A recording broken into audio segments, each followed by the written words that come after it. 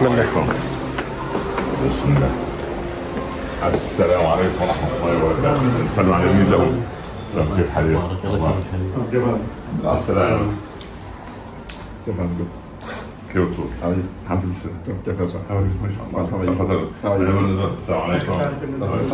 ما شاء الله ما شاء الله. كيف حالك؟ كيف صحتك يا شيخ؟ How are you? الحمد لله. Long time. Dubai for many years. Many years back. How many years? Maybe 14? 6 years. 6 years. Maybe. Well, last time I was in Dubai was... Oh, you are good. Alhamdulillah. How are you? Alhamdulillah. Thank you very much.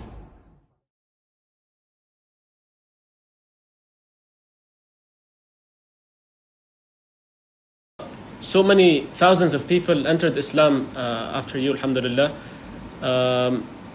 What was the most emotional moment for you?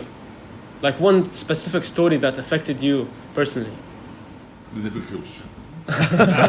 That's right. Question is small, but the answer is big. I mean, the many incidences which, mashallah, touched my life when non-Muslims accepted Islam.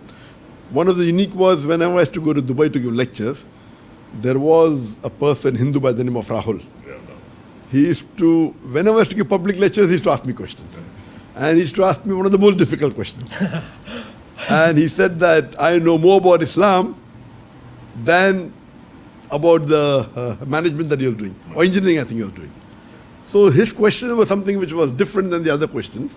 And then I remember one question he asked me, and he said that the first revelation of the Quran that was given by Archangel Gabriel to the Prophet, and he has studied a lot of Quran and Hadith, is about Iqra. And then the Hadith and the Tafsir says that Archangel Gabriel said Iqra, again Iqra. So he's asking the question that what did Archangel Gabriel show to Prophet Muhammad when he said Iqra? Is that document available in the museum? What did he show? There is no record of what did he show. True. When he said, Ma'ana biqari, I cannot read. So I told him, you asked a good question. I asked him, that, do you know Japanese? He said, no. I said, did I show you something in Japanese that you said no? So you don't have to show to say you don't know. When I asked him, do you know Japanese? He said, I don't know. Yes. So same way, when Archangel Gabriel asked the Prophet to read, he said, Ma'ana biqari. He doesn't have to show something to say that I cannot read. True. So with this much, one of the questions that convinced him, and there were many questions he asked. There were umpteen number of questions. And finally, mashallah, he accepted Islam. Mashallah. Allah gave him hidayah. Do you count, mashallah, how many person entered Islam or no? Then Allah is keeping his house. Allah is the best to keep his house. الحمد لله. حضرتك ايه اكتر شيء اثر فيك في حياتك الدعويه؟ يعني موقف مع شخص من السائلين يعني. اولا الامور الدعوه دائما نجد فيها العجب العجاب، لكن الانسان في امر الدعوه بعد ان يتحمل تبعاتها يدعو الى الله باخلاص. لكن المواقف كثيره عندما يجابهك انسان مثلا ينكر الاديان او ينكر الدين او ينكر الاسلام، عندئذ تستطيع ان تستعين بالله سبحانه وتعالى بان تذب وتدافع عن دينك بطريقه يقبلها الاخر، او بطريقه يعني فيها حسن عرض لدين الله عز وجل. وديننا لا يحتاج الا ان نحسن العرض، فاذا احسننا العرض رب العباد سبحانه وتعالى يجعل الانسان يهتدي الى الله سبحانه وتعالى. Sheikh, can I ask you a personal question? Sure. How do you spend your day? Like you're a role model to many Muslims, so we want to know, like, how do you spend your day? When you wake up until sleep, like, what do you do? Of course, when I was in India, where we had an organization which was one of the largest Muslim non-government organizations in the world, MashaAllah. where we had more than 500 people working in one office, more than 10,000 volunteers. So there the routine was that I go to the office. And on an average, I spent about 15, 16 hours in a day in the office. MashaAllah. And normally many times come after Fajr.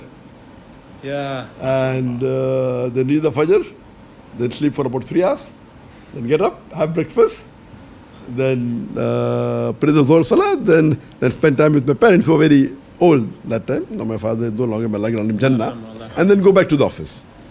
But naturally here when I did hijrah from India to Malaysia, there was a change in life. My iman increased, mashallah. Alhamdulillah. So now my home has become my office.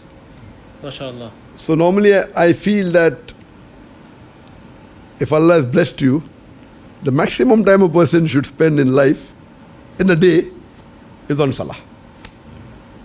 It's not a fard, it's my recommendation. So, and the best for a Muslim, especially a da'i, that he should spend long hours in tahajjud. Tahajjud. So I advise that if you can spend initially half an hour, then maybe 1 hour, then maybe 2 hours. The longer you spend, it's better. And all your 5 salah should be in the mosque in Jama'ah. And how did you get to know your kids if you're working like 16 hours a day? That's very good. I believe in Venn diagram. Because Believe Venn diagram means there is overlapping. When I'm married, before marriage, I used to spend about 10 hours for dawah. So people told me, if you marry, you will not be able to spend 10 hours for dawah. So I married a da'iya. Then I was spending 12 hours for dawah. But in that 12 hours, maybe 4-5 hours was with my wife. So when I had children, they say, you will not do dawah. So I opened an Islamic school. So I'm with my children doing dawah. And many a time when we go for lecture tours, whether it be to Mauritius, many parts of the world, Indonesia, all 5 of us give talks. Me and my son, they give talks among the general audience. MashaAllah. My wife and my 2 daughters exclusively in front of ladies. MashaAllah, MashaAllah. So we go out for a lecture tour maybe about for 7-8 days. We extend for 2 days and we enjoy the beauty of that country, whether it be Indonesia, whether it be Malaysia. So it's more of a Venn diagram. MashaAllah. So it is 2 in 1 and that's the best. يعني العيلة كلها ما شاء الله، الزوجة للنساء وهو للرجال وحتى الابنة ما شاء الله تبارك الله. عمليا الدكتور ذاكر نايك يمثل الآية الكريمة واجعلوا بيوتكم قبلة، فهو جعل بيته كله بيت دعوة، وهكذا يجب أن يكون الدعاة يقضون كل أوقاتهم للدعوة إلى الله. دكتور ذاكر نايك بهذه الصورة بيجعل هو وأفراد أسرته كله دعاء إلى الله سبحانه وتعالى، ودائما نحن ندعو له بظهر الغيب دائما بالتوفيق والحفظ. وأنا يعني كما قلت أضع في الدعاء في كل صلاة لي أن أدعو له أن يحفظه ويحفظ أبنائه وأسرته، لأنه عبارة عن معلم كبير من معالم الإسلام والدعوة إلى الله سبحانه وتعالى، وهو يدعو إلى الله على بصيرة وبوضوح وبأسلوب هادئ وبسيط وليس عدوانيا، لكن العالم إياه هو الذي يقف بعدوانية ضده. نسأل الله السلامة إن شاء الله، ربنا يحفظه من كل سوء. شاكرين فضل دكتور ذاكر نايك، وأنا يعني very glad to see you today and إن شاء الله ندعو لك وللأسرة الكريمة بإذن الله. ربنا يحفظكم من كل سوء ويطرد عنكم الشياطين الإنس والجن ويوفقك دائما لما تصنعه. ونحن دائما اعلم أن لك إخوة في العالم كله وأنا من أولهم. أنا منبهر بطريقة دعوتك، أتعلم منك الكثير، أدعو لك بالخير، ربنا يوفقك للخير دائما إن شاء الله. لو حضرتك تصف الشيخ ذاكر في كلمة واحدة. لو رآه النبي صلى الله عليه وسلم لسر به. يعني لو رآه الرسول لكان سعيدا به. هذا من عينات الإخلاص التي تسير على قدمين، ولا أزكي على الله. Sheikh ذاكر, if you were to describe Dr. Omar in one word, what would you say? One word is difficult. But alhamdulillah, I would say that Allah has chosen him to spread the message of deen through him. So he's one of the chosen person from Allah to spread the deen. Alhamdulillah. What he said about you, he said, if the Prophet was to see you, he will be very glad. Alhamdulillah. جزاك الله كل خير.